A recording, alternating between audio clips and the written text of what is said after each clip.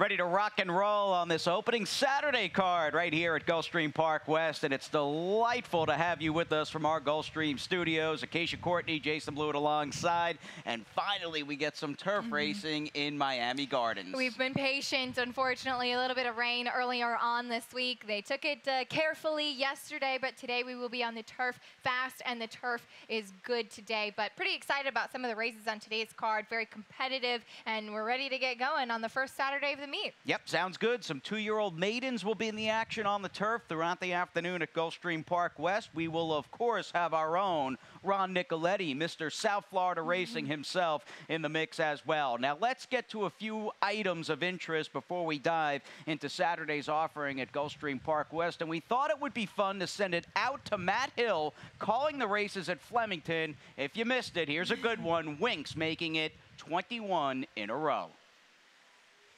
Fire is last around the turn. 500 metres to go. A sign moves up on the outside of Sir Isaac Newton. A length Ventura Storm Winks. Bowman hasn't flinched. He's doing it easily. And then came Humidor, Magicool and Skyfire across the track at the 300. Winks is ambled up on the outside. Racing Royalty goes to the lead. Racing's Wonder of the World puts up 2 lengths, 3 lengths. Ventura Storm followed by a sign, but it's all Winks. 5 or 6 lengths in front. Look at her go with 100 metres to go.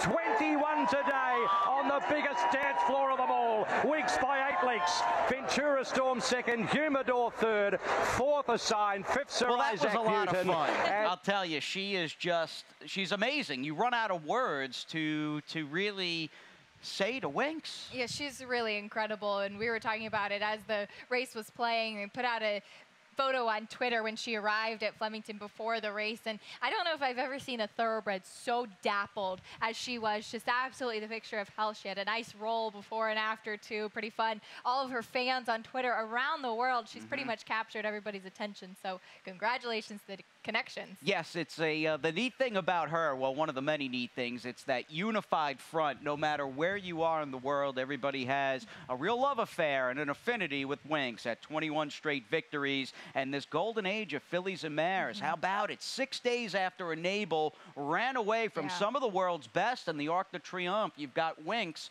running in Australia. It's just awesome. I mean, I love the girl power for sure. And even as you mentioned, Enable, Winks, we have some really strong fillies and mares right here in the U.S. as well. And of course, looking towards the Breeders' Cup just about a month away. Really excited for that division. All right, we are fast and good, I believe. We'll have you up to speed with the track condition. And of course, our voice of GPW will have you up to speed all day long. And the one and only Pete Aiello. Let's give you a little rundown as to what's on tap today. A 10-race card, our opening 10-race card of this October meet at Gulfstream Park West. You know, the geese are eating good on that turf course.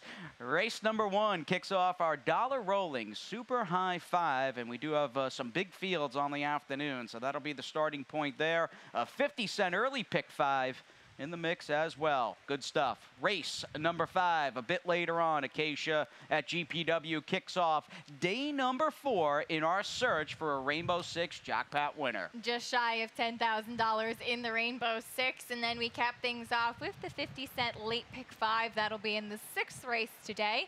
As you said, looks like that turf course is in pretty good condition out there. Yep, no doubt. It is pristine, and I'm sure these jockeys, trainers, horsemen, owners, and even horse players chomping at the bit to get back in the mix with some solid South Florida turf racing.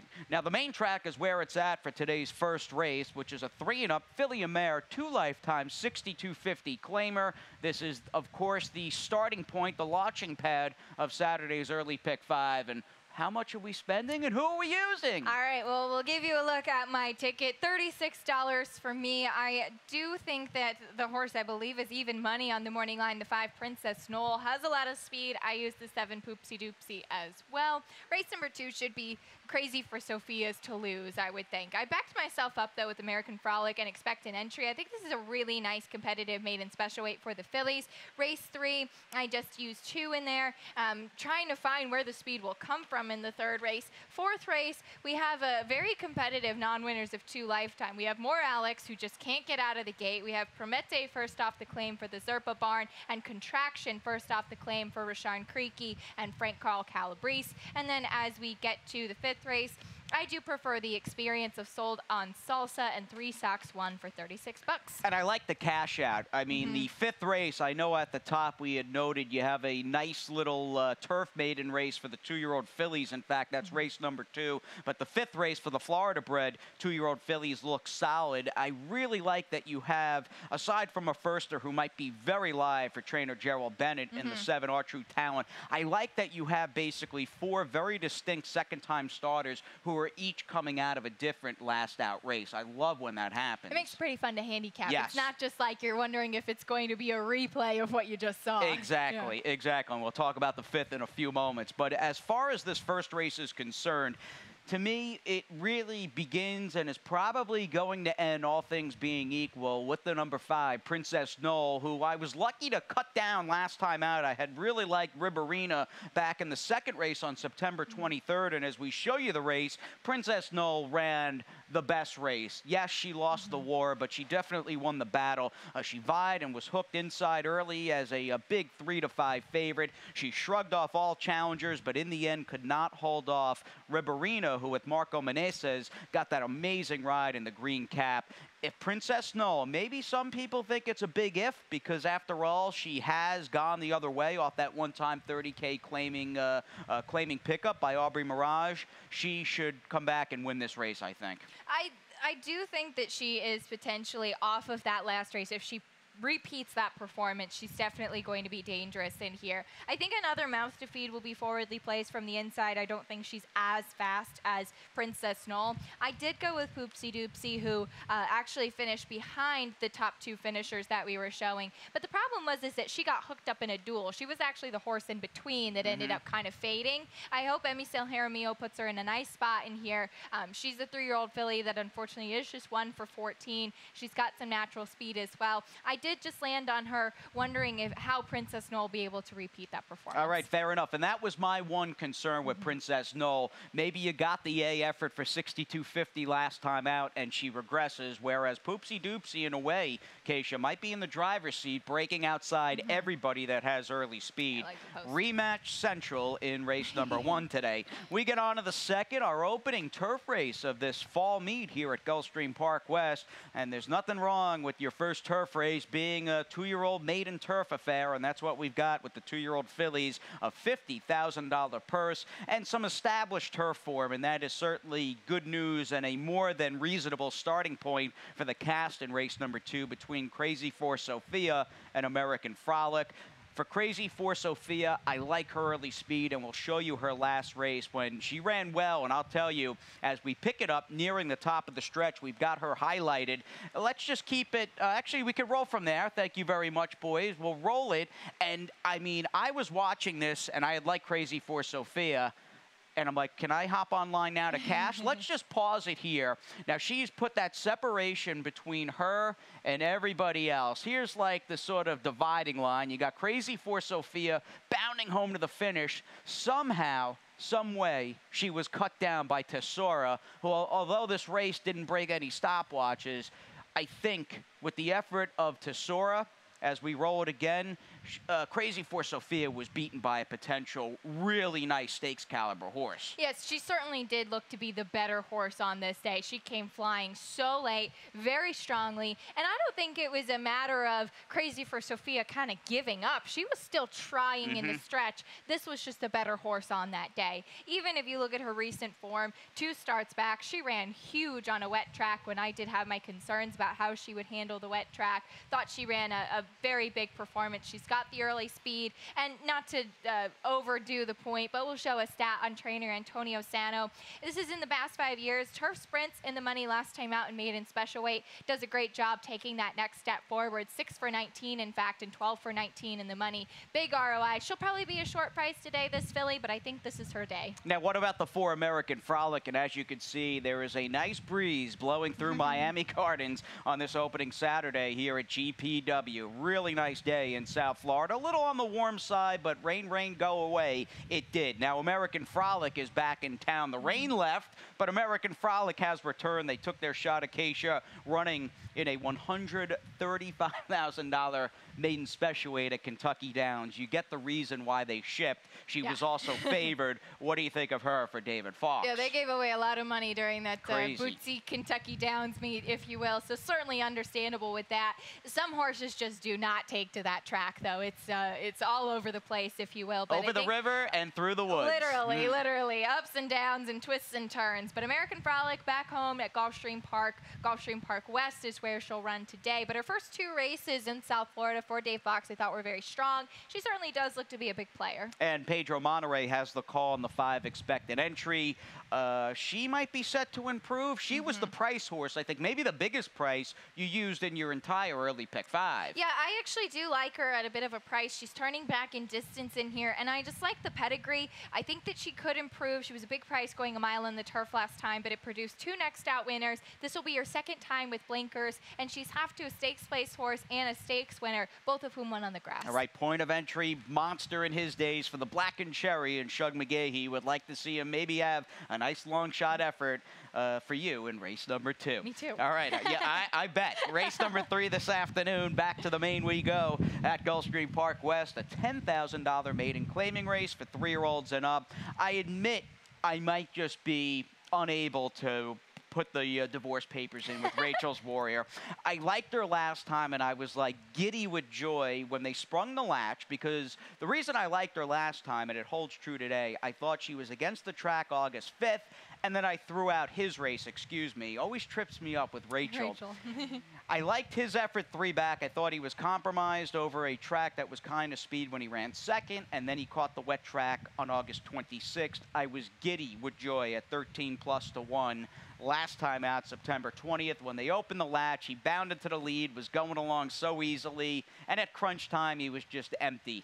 I'm willing in a race like this, where you're dealing with $10,000 maiden claimers, even though he was behind both Pair Tie and Brave Request. A lot of times, these lower-level claimers will take turns beating one another. Maybe today's the day. I've been on the right track all along. I'm hoping that's the case. One more chance for a gelding named Rachel's Warrior. And I think that's certainly fair. I used him in my top 3 as well. I don't know how much stock you can really put into that race, because you're exactly right. These horses take turns beating each other. It's all a matter of who shows up on that particular day. So the horse I picked, Mario's Revenge, comes out of that race won by Fueled by Drama as well. In fact, he took a lot of money and did not show up. He was a bit poorly placed, a little bit of trouble at the start. It wasn't overly serious, but I do think that he has every right to improve in here. And if you actually are able to throw out that race, Rachel's Warrior has excuses, and Mario's Revenge does as well. And I think that he actually has some back form that's potentially solid enough to be good in here. He's got Apprentice Abby Medina aboard. I think he'll be more forwardly placed. One of his best efforts from earlier in the summer across town at Gulfstream Park, probably wins this race and beats a good Pair Tie and Brave Request. But you and I basically attacked the race the same way, with Pair Tie and Brave Request vying for favoritism. We each wanted to go in a different direction. When you have 0 for 10 and 0 for 17, sometimes you got to look around. Absolutely. And look around. We'll do just that as we get on to Saturday's 4th race. It is back to the GPW turf course we go at 7.5 furlongs, a 3 and up 2 lifetime, $20,000 claiming race. Let's talk about the favorite first. He's not favored on the morning line, and I'm curious to see how they're going to bet this race, because I thought the 6th Contraction, by virtue of the fact that he ran pretty well last time for 35, and he's immediately in for 20 for Frank Calabrese, thought he'd be the horse to beat in the favorite. We'll see. He was claimed by the talented Rashawn Creaky about 40 days ago. And let's show you the effort 2 back on August 11th, when Contraction got a clean trip, put in a sustained run, and wound up beating 4 next out winners. That turned out to be a monster key race. In fact, we'll see On Cruise Control come back either Sunday or Monday as well. I think it's Sunday coming back again. And then the company that he faced last time out, I loved him. In fact, he was my long shot play last time out. He was bet down a bit, I believe around 6-1 when he ran behind King Hood, who's just a very solid horse. I thought this was a huge performance from him to break his maiden a couple starts back. He's absolutely a big player in here. Now, that's just what they do. They'll claim horses, drop them immediately. This barn loves to win. That's what complicates things, though. Is he starting to maybe tail off, and we got his A efforts for Terry Pompey earlier in the summer, or is this just Frank Calabrese doing what he does, getting very aggressive? Time will, of course, tell. Now, as I think of that great Benjamin Franklin quote, there's two guarantees in life, in death and taxes. We might, and we say this with peace and love, can we add more Alex braking slowly to that list of death and taxes? And again, we say it with peace and love, but let's look at this horse's up close and personal company line. The boys upstairs have got the short comments and more Alex's races highlighted. And as we zoom in, just check out, I don't know if I've ever seen a horse who, like clockwork, dwelt. Have you ever seen a horse do this? Not so consistently, and they have kind of tried everything with this horse, really. First off, the claim for Elizabeth Noble, she added the blinkers, she got him to win, and C.J. McMahon rode the skin off that horse to get him to win that day. Unfortunately, he's been in positions where he's often just been the best horse in the race, but he just, not only does he not get out of the gate, I think dwelt's the best word for it, because he immediately spots the field 4 or 5 lengths or so, it seems, almost every time. Now, he's got the rail in here today. He ran against much tougher allowance company last time out at Kentucky Downs. It was a yielding turf course. He's going to drop. He comes back for the $20,000 tag after running for 30 at Gulfstream prior to that. I just kind of wonder, and if you look at his past performances, he has, I think, been running against potentially better horses than what he might face today. Definitely. Not to say this is a weak field.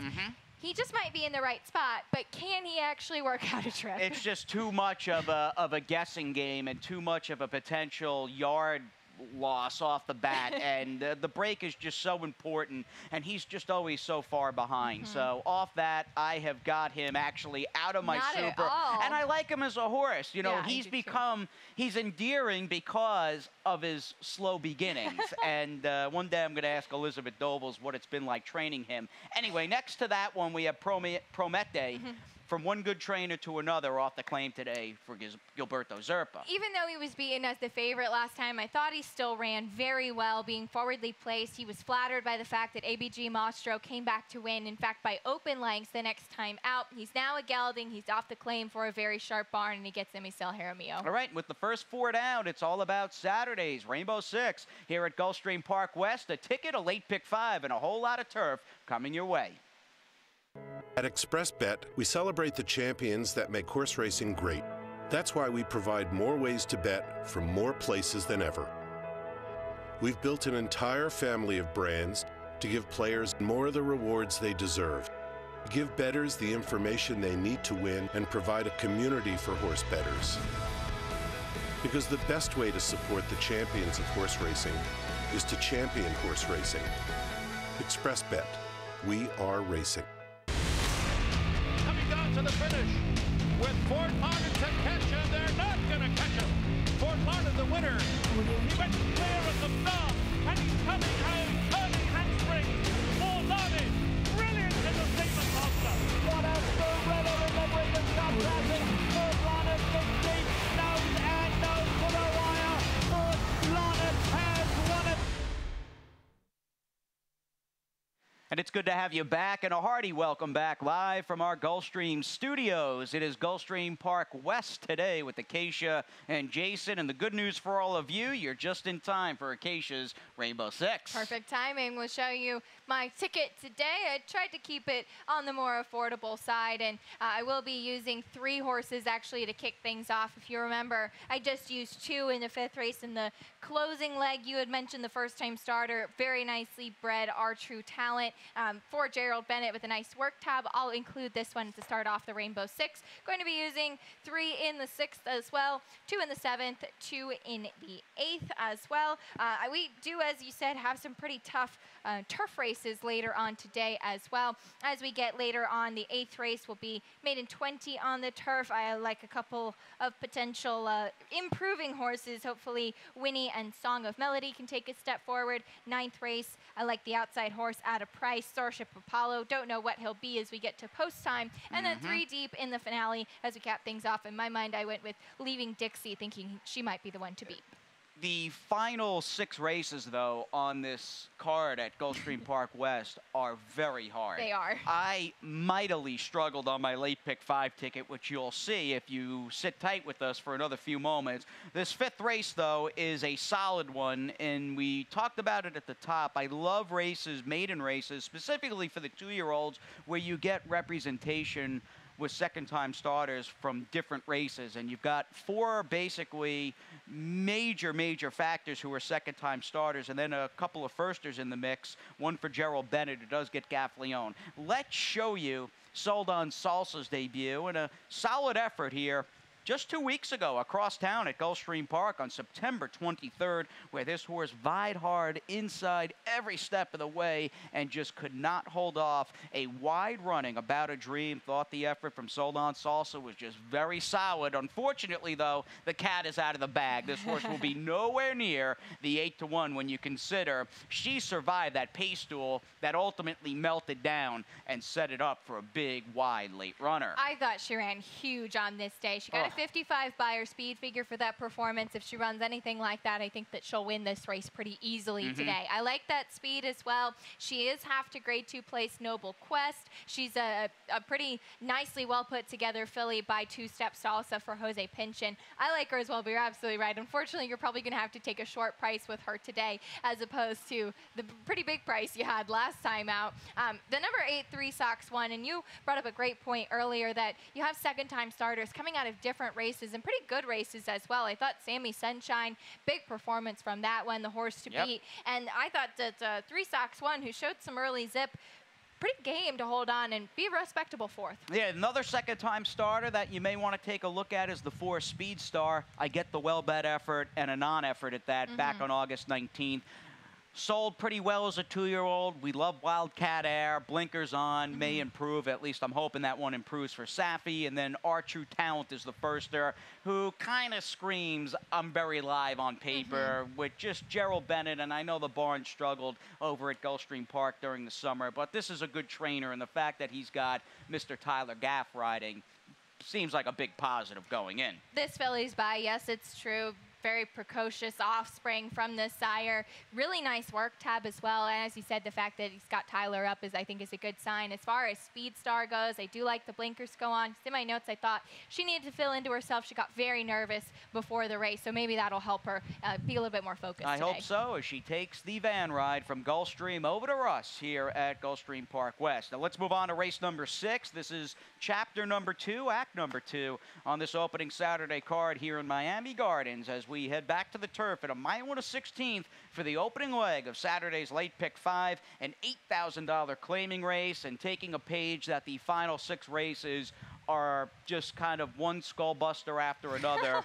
My comment was short and to the point. Trips and luck are so paramount here, I feel, in this 6th race. And clearly, I get a wholehearted agreement from Acacia. I like the fact, moving on off my 3-horse spread in the first leg, that I've got Horse Spot or Carl, that is, who I think is the best off the pace runner in the 7th, and I also have maybe the horse that'll control as the best speed in Matthew's Mystery. I had a single somewhere. It was like, you know what? I'm singling the Armando de la Cerda flat-out filly, Song of Melody, or I'm just going 5 or 6 deep in the 8th race on a ticket that I can't afford. The 9th race, and these are the decisions you've got to make. 9th race, see the first comment. I think parity basically runs through the 9th as horses running for 62.50 take turns beating one another, and hopefully we get up to race number 10. I'm just going to use the 2 favorites and Little Baby Bella, and could today be the day for Kabuki, who's getting a little fan support from us, as she has just burned truckloads of money. The 6th race, though, Acacia, why don't we dive in and talk about who we like? And for me, I'm going to take the 7, Recalibrating, who I like Oscar Gonzalez, the run he was on, and this horse seems to just fit pretty well running for the bottom, even though these races come up very tough. I agree, and I think he does. He was kind of on the bubble with me. I did just it wasn't not liking him. It was just maybe preferring a couple others a bit more. And so that's the direction that I did take with this horse. He's been pretty solid. And in fact, if you look through his past performances, I don't know if he's really ever been the favorite. He's never really a horse that gets a ton of respect as he goes to the starting gate, but he always runs his race. I landed on piece points to try and make it 2 in a row. The fact that that has proved to be a productive race, and including Big Money Machine, who's the #1 in here, plus another horse came back to win again. I just think his consistency has been really impressive for Terry Pompey, plus he gets Tyler Gaffleone up today. Yeah, T-Gaff riding for Terry Pompey. You've got Big Money Machine, as you said, back in the mix, and I would imagine the 4 Telling Tony. If we get the good Telling Tony, he's going to be right there. If we get the bad Telling Tony, he's going to lose today, and he'll probably lose by a number of lengths. We'll see what happens. Race number 7 on the afternoon is a 6 furlong, 3 and up, 62.50 claiming race. This will jumpstart the late pick 4, and the more I looked around, I just didn't see a ton of speed in here, and clearly you think the 3 Matthews Mystery has a chance to wire the field, putting that one second. You've got the horse on top, though, the one I think they've got to get around, who you like last time. I did. Well, he was 20 to 1 on the morning line last time, bet down to around 13 to 1, ran a huge second, and then was disqualified to 4th. But I think that he's now, especially 3rd off the bench, and we'll show you a stat on Steve Dwoskin in the past 5 years, 3rd off the layoff in dirt sprints. I love this barn once they've got a couple races off of the layoff, 6 for 30 and 17 for 30 in the money with a great ROI of 321. I just think that this horse should certainly take another step forward. That being said, if Matthews Mystery does wire the field, Evaldo Santana having a great Gulfstream Park West meet so far, he's definitely, I agree, the best speed. I use these same 2 horses on my Rainbow Six Yeah, ticket. I'm pretty happy with those 2 in race 7. Not to say they have to run 1-2, but they look like the right 2 for the right reasons. We'll see what happens. Moving on to race number 8, we're back on the turf course as we go a mile. Another 2-year-old filly turf race, but this one a $20,000 maiden claimer in which guesswork basically rules the roost here. You've got a number of horses who really haven't shown much to date, a number of horses who are debuting for the first time today, and you've also got the 9 Song of Melody, who has the benefit, although it wasn't a solid effort per se, has the benefit of a 1-mile race over a GP. I like that she has that under her belt. I think that race should serve as a good bottom for her. She also gets some class relief going from the $50,000 tag down to the 20, and they add the blinkers today. So quite a few changes, but I think more than anything, her experience on the turf will help her. Let's hope that's the case, and maybe she's timed it right, even though she's running against a whole bunch of unknowns. Moving on to race number 9 this afternoon, a 62.50 claimer. This will be the last dirt race on the card as we have a 6 furlong opening leg to Saturday's late double, and rematches seem to be a popular commodity on today's program, beginning from the first race with Poopsie Doopsie and Princess Knoll, right through a big group of horses that faced each other last time out on September 23rd. We will show you the race, and the more I watched this, I said, man, Pachanga Party, who's the one highlighted on the front end, number 5, he ran his eyeballs out, a gigantic effort out of Pachanga Party. Although I picked Mitos y Leyendas, who puts in a bold late run, I picked that horse above Pachanga Party. Man, I don't think there's any denying this freewheeling blitz on the front end. Pachanga Party, if he can run back to this, it's going to have a major say in the outcome. Yes, he will. I mean, that was a huge performance when he was on the front end. Mitos y Leyendas was taking a significant drop last time, and Coxon has just been amazing with how consistent and the back-to-back-to-back wins that he's gotten. So even though Pachanga Party was by himself on the front end there, he did get a bit leg weary. It did still allow for horses to close. Coxon getting the win that day, Mitos y Leyendas rallying. He's got to be able to sustain that speed a little bit more, I think. That being said, I think being from the far outside, he's definitely going to be on the engine early. Now, I'm a little bummed because the number 11 Starship Apollo is 8 to 1 on the morning line. You like this horse as well. I don't think we're going to get that if everybody goes the same direction we do, but we'll show a stat on Victor Barbosa Jr. in the past 5 years. This is, I think, a stat we've shown before, but it just, the numbers are staggering, really. This is in the money last time out, first off the claim. He's 7 for 17. 14 out of 17 have finished in the money, and he still has a positive ROI. This horse has been very popular at the claim box, but comes out of a really strong race with 2 next out winners. Excellent connections. I don't think the 8-to-1's going to happen. First out for Barboza. And I tend to like when lower level claimers get clean quite a bit. I think word gets around that they're easy on themselves and probably very sound, and it would appear that way with Starship Apollo. This will be start number 9 on the year for him, but that is some stat with Victor Barboza Jr. And he wins with all different types of horses. A name and an operation that is only going one way, and that's up as we get, with each passing day, closer and closer to Gulfstream Park's championship meet. We close it out, race number 10. These are 3 and up. Filly and Mare, $10,000 maiden claimers. Kabuki likely going to be right there.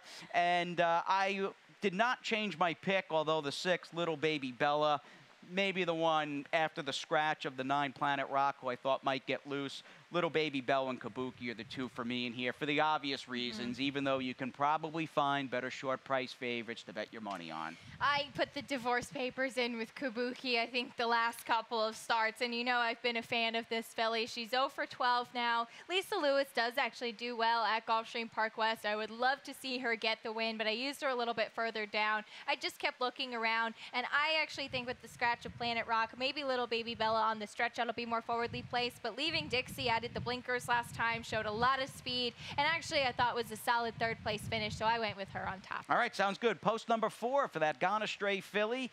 Your post number 1 throughout the afternoon. Keep it locked for all things Gulfstream Park West. Ron Nicoletti, a little Pete Aiello. We're all coming your way, so sit tight and best of luck on this Saturday card.